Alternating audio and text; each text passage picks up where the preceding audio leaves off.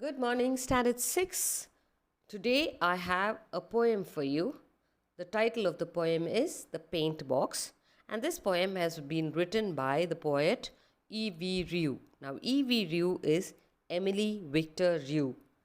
This E.V. Ryu, or this poet, is a British classicist, a British publisher, and a poet. And he is best known for his translation of Greek literature into English. Now, this poem, you have two people in the poem. One is the poet, and the other is a painter. Now, the poet wants the painter to paint a picture for him on an imaginary basis. The poet wants the painter to make a picture that is very colorful and beyond imagination. All that the poet is trying to bring out through the poem is that things which are ordinary can be thought of or seen in a different way. It all depends on how we look at things around us. If we make the world around us a colorful place, it will be a heaven for us to live in. That's all the poet is trying to tell us through the poem. And if you look at the poem, you will find that it has number of colors. So let me begin by reading the poem for you. The Paint Box, written by E.V. Ryu. Cobalt and umber and ultramarine, ivory black and emerald green. What shall I paint to give pleasure to you? Paint for me somebody utterly new. I have painted you tigers in crimson and white. The colors were good and you painted all right. I have painted the cook and a camel in blue, and a panther in purple, you painted them true. Now mix me a color that nobody knows, and paint me a country where nobody goes, and put in it people a little like you, watching a unicorn drinking the dew. Now I will explain this poem by reading one line at a time. Cobalt and umber and ultramarine. When you say cobalt is actually a chemical element. It is always gray in color or silver gray in color, and you will find it under the earth.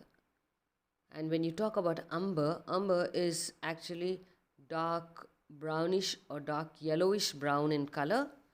So that's another color, and it looks like some of the soil of the earth. And ultramarine is the blue sea. When you draw a color, the sea, especially the ocean, a deep part of the sea, you'll find it in a beautiful blue. So that's called ultramarine. Ivory black and emerald green. Ivory black is when ivory is burnt, it turns into a black kind of a chalk, and this chalk is used by people who sketch, that is, people who draw sketches.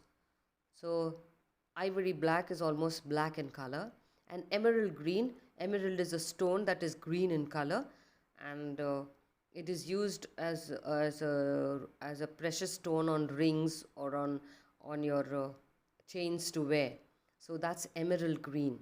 So you have colors like silver, dark brown, yellow brown, ultramarine, deep blue, ivory black, that is black in color, and emerald green is very beautiful green. What shall I paint to give pleasure to you? So the painter is asking the poet, what should I paint? What should I paint in such a way that I could make you happy?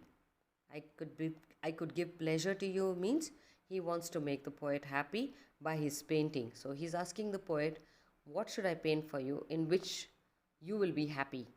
Paint for me somebody utterly new. So he says, paint something nice which I have never thought of, which I have never seen at all. It should be something completely new, he says. I have painted you tigers in crimson and white. So the painter tells the poet, I have painted tigers, not in the normal color. He says, I've painted it in crimson. Crimson is the dark orangish red in color, especially when the sun is setting, you'll find the color on the clouds. So that he says, I've painted it, your tiger, in crimson and white. You know the normal color of a tiger. You know what's the normal color of a tiger. But here, with the paint box in the front, he has painted the tiger in dark reddish color and white. So he has taken you into an imaginary world where the tiger is red in color. The colors were good and you painted all right. So the poet is saying, yeah, the tiger that you painted, crimson and white, were really good and it was really nice. I liked it, he says. I have painted the cook and a camel in blue. Here the painter says, I also painted one cook, a person who cooks. I painted the cook in blue, and a camel also I have painted in blue color.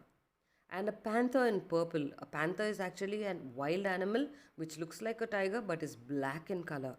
But what the painter has done with the panther, he has made it purple in color. You painted them true. So the poet says, yeah, I know. You painted those colors for me. Now mix me a color that nobody knows. The poet is saying, okay, you painted all these beautiful colors, but now I want you to mix different colors and make an extraordinary color. You know how to mix colors, you have primary colors and secondary colors in painting. When you want to make pink color, which is a different color, which will not be in the paint box, you have to mix red and white and you'll get pink. Now the poet wants the painter to mix a color in such a way that it makes a different or an extraordinary color or a different color. And paint me a country where nobody goes. He says, paint a country.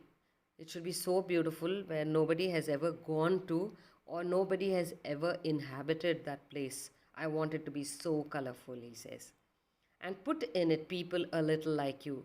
The poet is telling the painter, make the country so beautiful and colorful and let people in the country be like you painters so that they could paint an imaginary world and make that world a colorful place to live in. Watching a unicorn drinking the dew. So he says, paint a country so beautiful, put people like painters like you in it, and then I would like to have a unicorn. A unicorn is an horse-like animal which has a horn on its forehead, in the front of its head. Only one horn it has. And usually you will find this unicorn in fairy tales or in some stories that are told which you can just imagine but is not real. So, and it looks really beautiful. It looks like a horse. Sometimes in some of the fairy tales they tell us that the unicorn has wings. So this unicorn the poet wants this unicorn to be in that country, and then he wants the unicorn to be drinking dew. You have dew drops early morning, you'll have drops on the leaves or on the flowers. He wants the unicorn to be drinking those dew drops.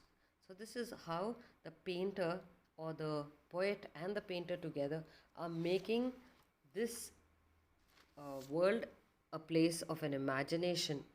And they have made it such a way that it has all different colors.